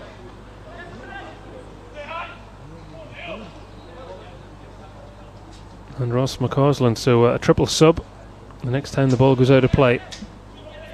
Or the next time we have a stoppage. Scotland are going to be making a change as well. Chris Mockery is readying himself. That was a poor pass. Taylor wanted that defeat. He's probably got no idea why he received it to his shin, but speaking of receiving things to the leg, free kick and no questions needed to be asked there.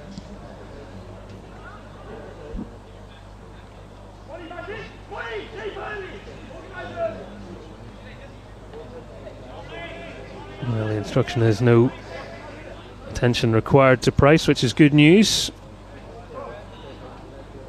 Northern Ireland He could be making way anyway. I think you are right. Keen to make the alteration, so the players heading across: Taylor, Allen and Price, and McKee, McCausland and Devlin all take to the pitch. And the score of Scotland's first goal, Kieran Bowie, is also to be replaced, and Chris Mockery of Dunfermline, well, he's on loan there from Dundee United. He's on, the midfielder, to offer fresh legs. Boyd Muntz signalling in, didn't get the elevation on it, but stays with Northern Ireland. Hume, a little speculative there, it was charged down rather easily. Good touch by the line over there.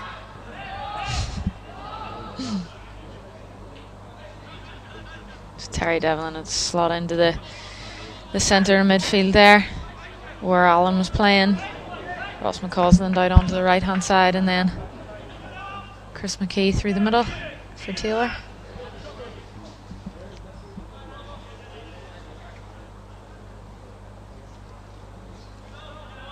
think that's is this a 21s debut for all three of those today? Yeah. Great to see the opportunity to make the step up. Will they be able to have a positive impact in the final 25 minutes or so here?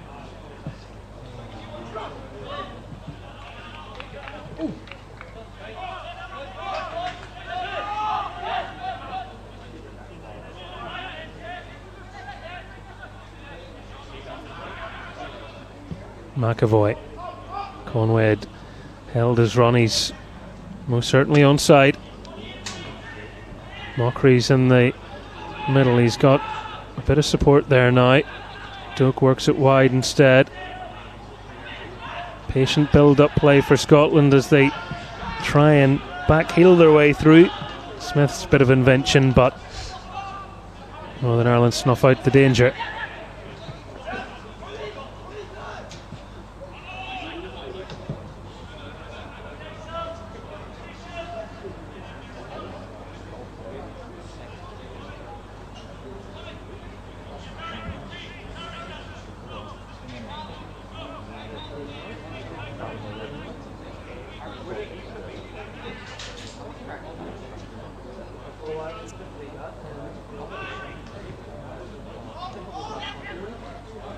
Northern Ireland were appealing the ball had crossed the line. Referee didn't think so. Montgomery among those queuing up hoping to get a touch, as was Conway. I know I spoke about it plenty of times and mentioned his name a lot, but brilliant again from Ben Doak out in that wide area. Just such a good change of pace. Great balance, great agility.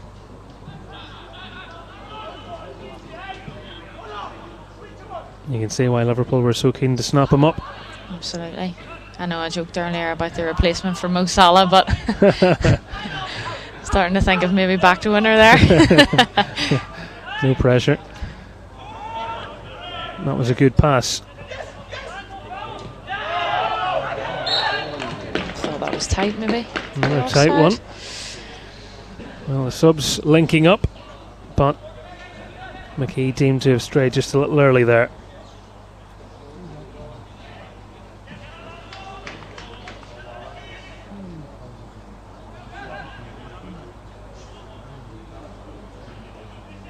Just the wrong side of his man. Yeah.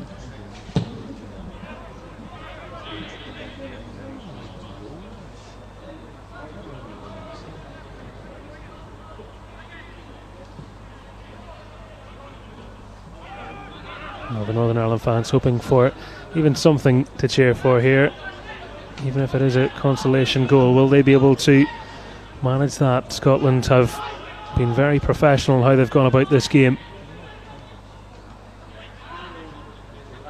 Boydmonts. Devine tracking across. McCalmont.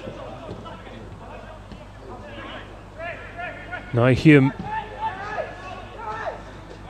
Devlin made himself the space and found the pass. That was a stinging shot. Good save initially from Slicker to deny Ross McCausland, and that's more like it, isn't it? Yeah, it's great from Terry Devlin. Great shift. Just completely sells the defender. He thinks he's going to take it on his right, cuts it onto his left, spreads it straight out to McCausland, and it's good effort. Well, that is what he offers you. Not shy when it comes to a sighted goal.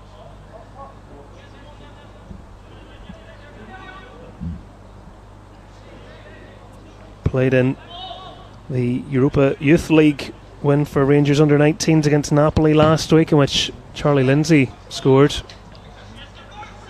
Great result there, and that's the sort of experience these players are getting at their clubs.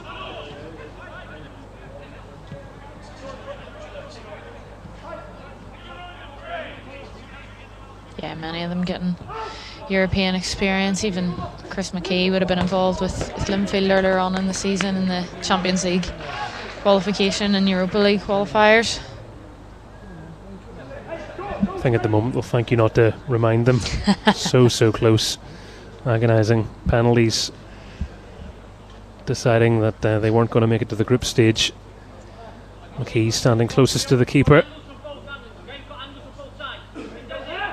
Is there a goal in it here for him? Not dealt with. McKee will try the shot, and Devine is the player getting his body in the way to make the block.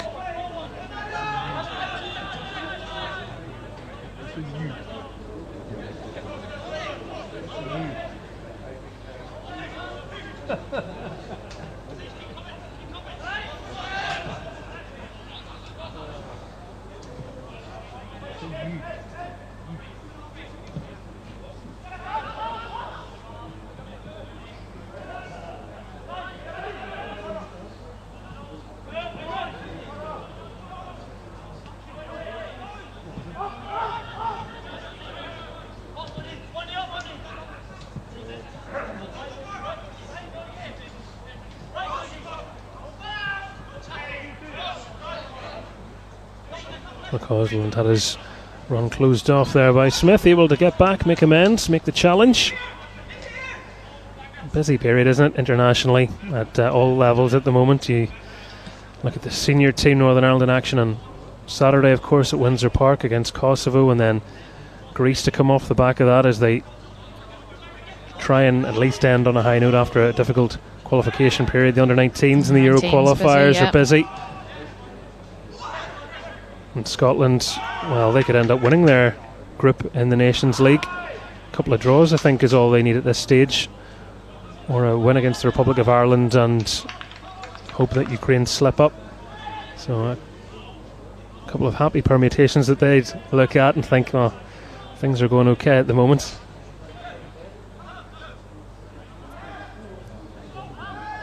Their under-17s were at the Euros as well in Israel, so that's right. A sign of some promise for the Scots. Very enjoyable day for them today too, based on the scoreline as it stands.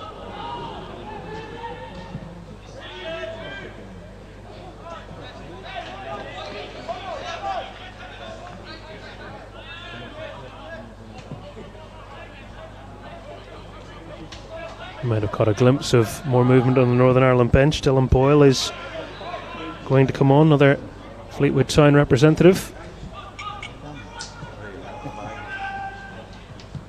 Devlin was denied the pass, and Johnston was barged over. I think he's done very well, hasn't he, since coming on? He has, yeah. He's done really well. Looked to inject a bit of pace into the game, and I suppose did come down that side. Well, there is the goal for Northern Ireland. Chris McKee meeting the cross from McCausland. The substitutes combining, and a good finish from the young forward to pull a goal back for the Green and White Army.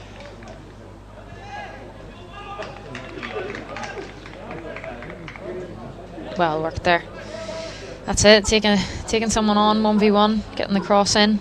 It's probably what Northern Ireland haven't done enough of in this half, or in this game. Fist bump from him to celebrate the goal, as we see it again. Just did well to get ahead of his man, get the touch, and with a little help from the underside of the crossbar, Northern Ireland have pulled a goal back. And as we were watching that, a change has happened as Boyle comes on for Boyd Monts. So a further change for Northern Ireland. We're not about to start playing the Great Escape music yet, but it does give a slightly better feel to the final 17 minutes. Yeah, and I think Scotland had probably just taken the foot off the gas a little bit in that sort of period. Northern Ireland, with the changes, still playing at a pretty high tempo, as you'd expect. They want to try and still get something out of the game, but Scotland happy to probably settle and hold what they have. But now they just have to be careful that Northern Ireland don't nick another one, because it could end up being a very interesting end of the game. McKee, who had been at Rangers before, had a successful loan at Linfield, and then on the expiration of his contract signed for the Blues, the Irish League champions, and McCausland, the player who was the architect for the goal, trying to conjure something else up. Changes have, if nothing else, reinvigorated the home team. They will still need to guard things at the back, and Mee was taking charge.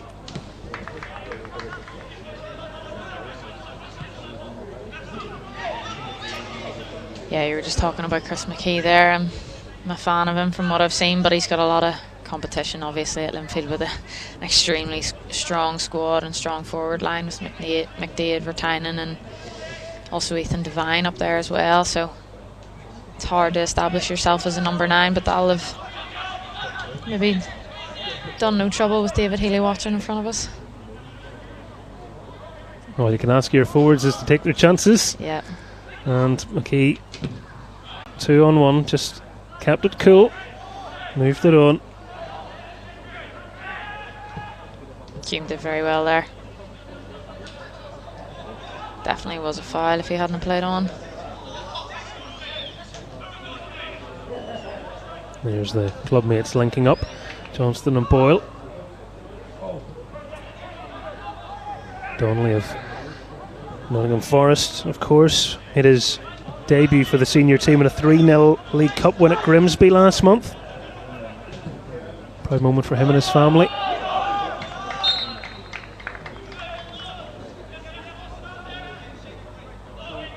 Normally this time of the year we talk about teams having busy summers, but Nottingham Forest have kind of created a new chapter on summer transfer cycles, haven't they? Yeah, was it 22 they're up to? Yeah, it must be frustrating as a youth player, as you're sitting there thinking you could possibly break into the squad, and you go and make 22 signings. You think you're probably never going to get your chance.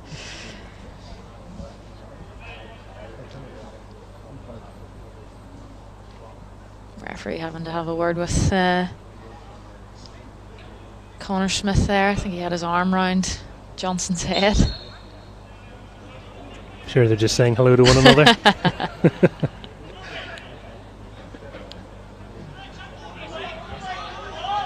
Colour heads have prevailed anyway. Everybody else is sitting on the bench watching the referee have a chat with the lads, so neither dugout was too interested, too vexed by anything yet.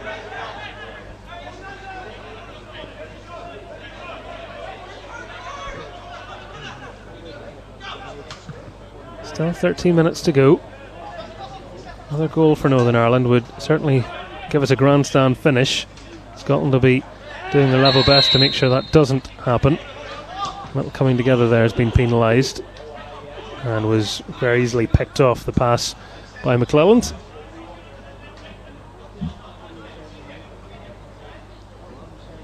McClelland's getting plenty of minutes at the moment in League 2 since going to Barrow on loan from Chelsea. Also scored in last month's win against Walsall, so when I saw him leap for that header in the first half, I was thinking we're going to see a bit of lightning striking twice.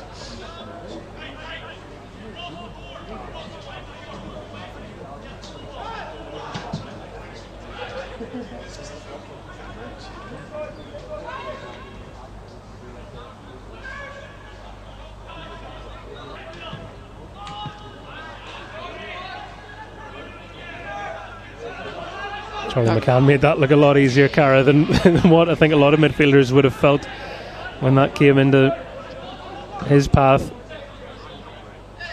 Probably would have just hooked it on in hope. I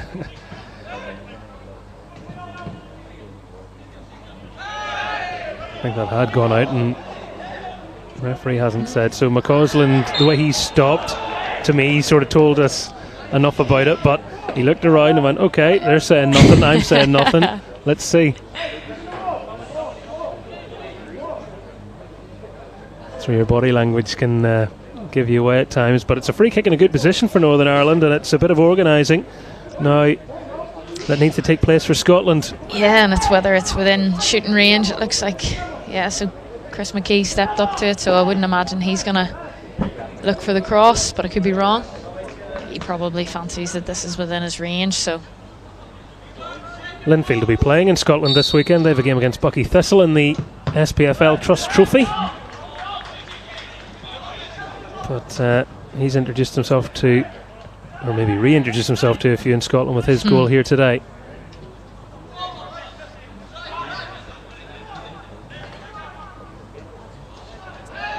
That was a shove in the back of Chris Mockery. Advantage has been allowed.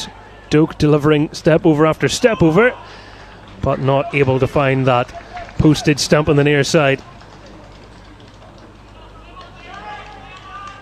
No, Carl Johnson stood his ground there. He wasn't going to be fooled by the step overs.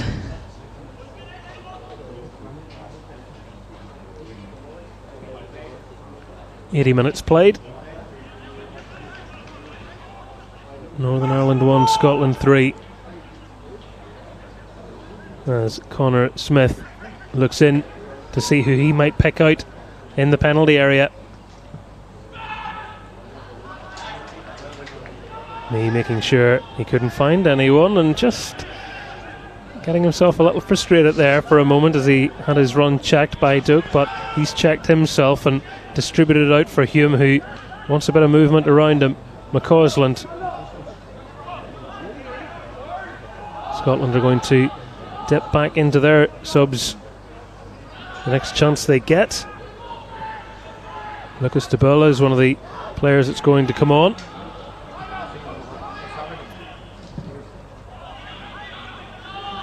And Rory Wilson, another.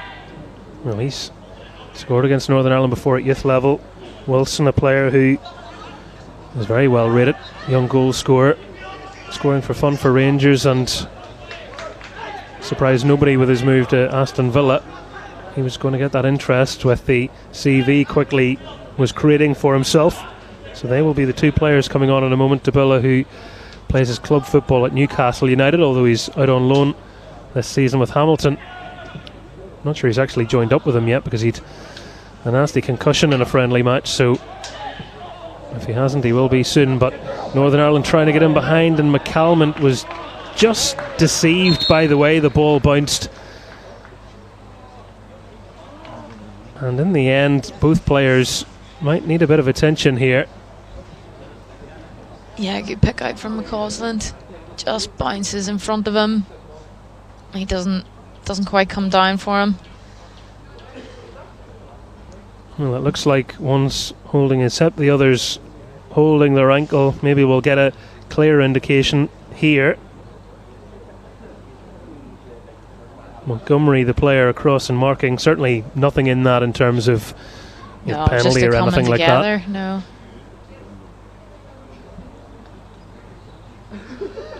Sideline taking the opportunity to offer players refreshments and maybe some further instructions.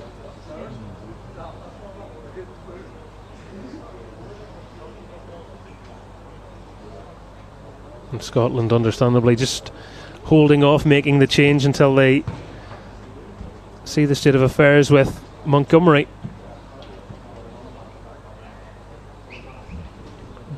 You could see the collision, but in many ways it was almost a little innocuous, wasn't it? Didn't look like a really bad clattering challenge on either of them, but they obviously are not feeling too smart from it. Yeah, I don't know whether it was actually the collision or whether it's the way he comes down that actually causes the injury. It's maybe the landing as opposed to the contact.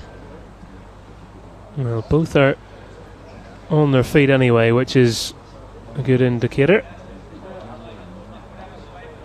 Northern Ireland are going to make a change as well,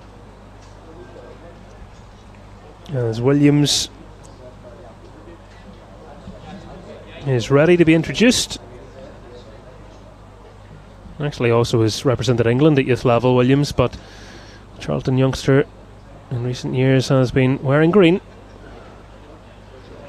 Yeah, there's quite a few on the pitch that have represented either England or actually the Republic of Ireland in their youth. Well, the change, and he's in no real rush to come off, but it's Tommy Conway that will head off for Tabula. Scottish born player, Belgian father. For any entomologists looking into the surname.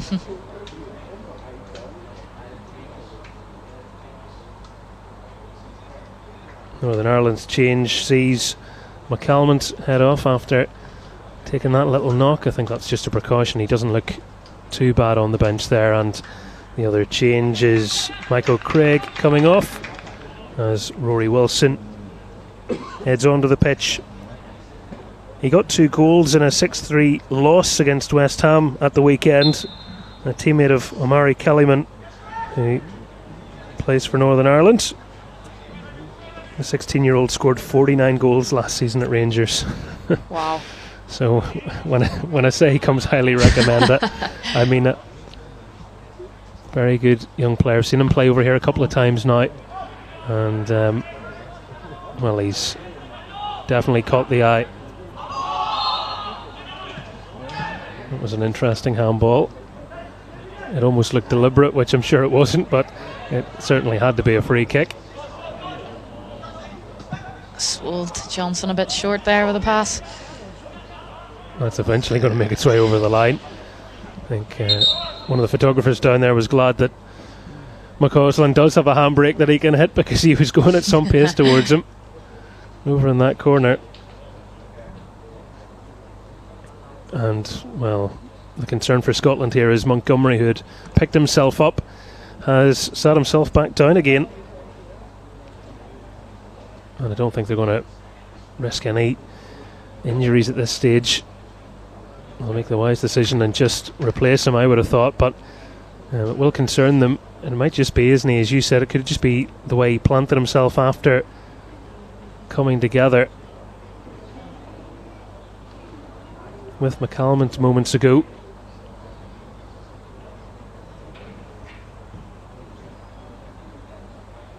Just getting to that stage of the game where they'll probably just want to slow it down and just take any sting out of it. Stop Northern Ireland gathering any momentum after the stoppages.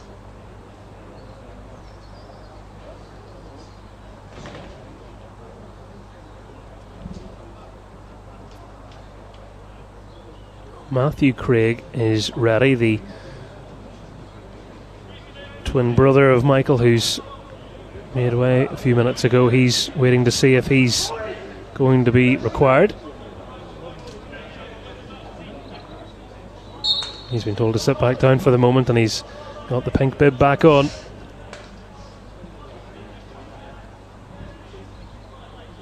Well, Montgomery's going to try and soldier on. Hopefully that is the right decision for him.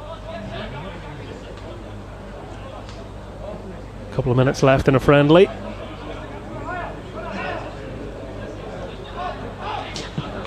Well, they were looking at his leg on the pitch. They're now looking at his hip, so they're down to 10 men at the moment, Scotland.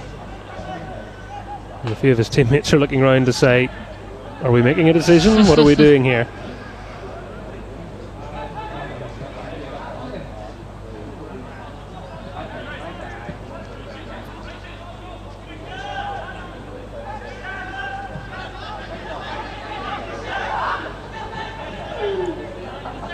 The weather's held up in the end for us after what was a rainy, rather miserable morning. We've had an afternoon under the sunshine. 4 goals in the game, but Scotland the happier with the way they've been divided. Chris McKee with what looks like a consolation goal for Northern Ireland as they try and press for at least another.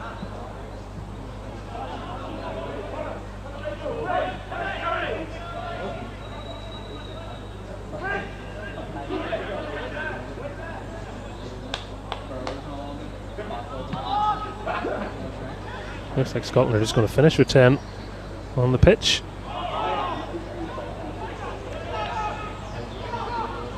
Montgomery sat himself down in the dugout and they don't have anybody else lined up there, so there we are. Strange.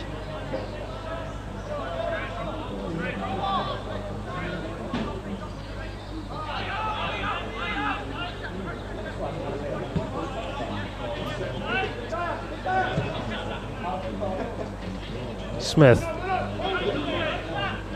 Doig, well, he did well in the end because he was very nearly robbed.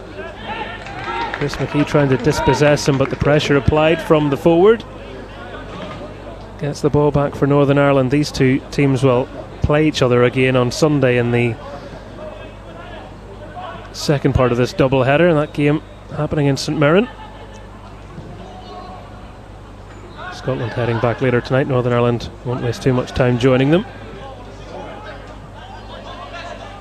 3 minutes of additional time allowed here, and that's easy for Slicker, acknowledged by McKee, the attempt of the delivery in, but it was always going to favour the keeper there, wasn't it? Yeah, it's always interesting whenever you have these double headers so close together.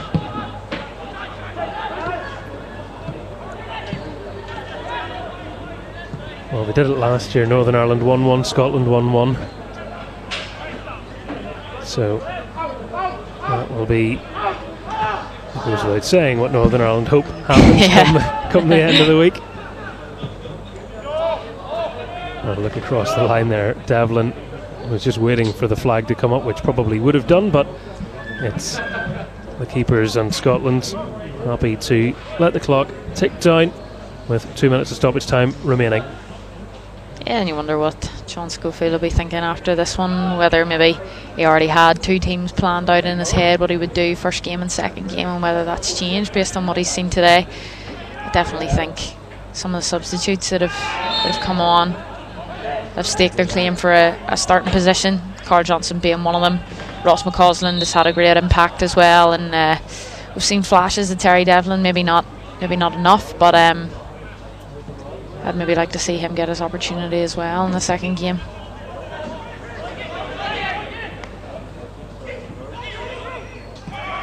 Johnston, well, he made the run. That's not the pass he was looking for. Just not quite in the same wavelength there between him and McCann. Be interesting to see what he does up front as well, with Chris McKee obviously getting the goal. But Dale Taylor by no means had a bad game. Probably was starved of service at times, but always looked a threat, playing off the shoulder, and looked like he could cause Scotland an awful lot of trouble. So do you maybe change the shape slightly to try and accommodate the two of them? And that's always the question. Do you try and fit players into a system, or do you try and pick a system that suits the players that you have? Who'd be a manager? That's the difficulty. Not me, I'll just pick apart their decisions with my headset on. Devlin, McKee, they've linked up well, and Devlin, it will fall from McCausland, and how on earth has that not gone in? Well, it's a ridiculously good bit of defending from Scotland, but Northern Ireland really should have had a second goal there. Wow. Well, I feel like we all want to see this replay. Good save initially. Devlin then clatters into the keeper. That's brilliant tracking back from whoever clears this off the line and ended up in the net. Just see if we can see who it is here. Good composure from McCausland, does everything right. It's Divine. And it's Divine, come on, quite back literally. Divine defending, Divine intervention. But just as we were talking about Terry Devlin there, just broke forward and thought he'd done everything right. They just hit it with the outside of his foot into the far corner. You won't have much time left in the game, just making sure that the keeper is okay after that collision. Did look a sore one. Well, the goal line clearance coming from Divine, who made his Jurors senior debut as a sub in the 2-0 win over Dundee United back in May, and he's also the grandson, I don't know how you are with your country music, but a very famous country crooner, no longer with us, Sydney Devine, who did the song Tiny Bubbles. So feel free to sing along at home whilst we wait till we start to play. You start us off there and I'll join in. Nobody needs that in their life. I do the trivia, I definitely don't do the sing songs. And that is all she wrote, the final peep of the whistle. 4 goals here at Blanchflower Stadium, but it's Scotland smiling at the conclusion of play. Northern Ireland 1, Scotland 3. And your overall impression, Caragh Hamilton, of the match that we've just witnessed? I think probably just a clinical performance from Scotland in the end. You know, they took their chances whenever they presented themselves. They dominated in periods. Northern Ireland definitely came into it more in the second half with the changes that they made. I thought they looked the stronger of the two sides, but probably just didn't create enough clear-cut opportunities. It's not like we're sitting here saying that they probably should have had 2 or 3 more goals. Scotland created the better opportunities and took them. But yeah, it'll be interesting to see in their return on. Is it Sunday? Did you say? Yeah, Sunday. What both teams do to change it. You've got a chance to feel each other out there, and now you can make the changes you think you need to go and win the game on Sunday. But yeah, pretty tight encounter all in all. Well, let's remind ourselves of the goals from the game. And having very nearly fallen behind, this is how Scotland went in front. Kieran Bowie's header getting between 2 players to steer it beyond Dermot Mee. Yeah, and it was too easy in the end, really. Northern Ireland will be disappointed when they look back at that one, and yeah, they'll want to cut out any of that for the game on Sunday. And minutes after, they made it 2. Craig carving Northern Ireland open with a pass, and Doak, who himself wasn't long on the pitch and enforced sub in the first half after Nielsen's injury, looked very fresh, and the lively Liverpool youngster slotting it beyond the keeper. Yeah, it was good direct play from Scotland. Just looks up, one pass, and then into the back of the net, and it's probably similar to what we see from the third goal. Just quick on the transition whenever Northern Ireland are out of shape and disorganised. And as Northern Ireland were plotting changes at this point and scribbling down notes as to who they might bring on, they probably wanted to have another rethink after this. Conway hit the post, but Mulligan reacting very fast to smash it into the net from close range. Yeah, disappointing that someone like Conway, with the threat that he poses, has so much space at the edge of the box there. And then on the follow-up, again, Scotland reacted quickest. Well, here's the one that allowed the home fans to have something to cheer for today, the consolation. The players off the bench combining, McCausland with the step over and the cross, and the current Rangers youngster finding a former Rangers youngster. McKee getting it in off the underside of the bar, and Slicker's clean sheet going away. Yeah, and that's what I liked from McCausland. You know, probably as a winger myself and being a little bit biased, but I love to see players taking defenders on 1v1 and getting the crosses into the box, and Northern Ireland didn't really do that enough, and you see they got their success from it. But that was great link-up play between Devlin and McKee towards the end there, and really unlucky not to get something from that, but good defending again from Scotland. Well, seeing the collision there, they would have probably felt aggrieved to have conceded that goal with their keeper down, having been caught by Devlin. Devlin was just trying to hurdle the keeper as he got up. It was an innocent coming together, but McCausland's clever shimmy and composure not rewarded, because Devine had defended so well, and they head off the pitch very happy with how they have done today. The full-time score at Blanchflower Stadium, we were treated to the goals, but Northern Ireland were not able to find themselves on the right side of the scoreline.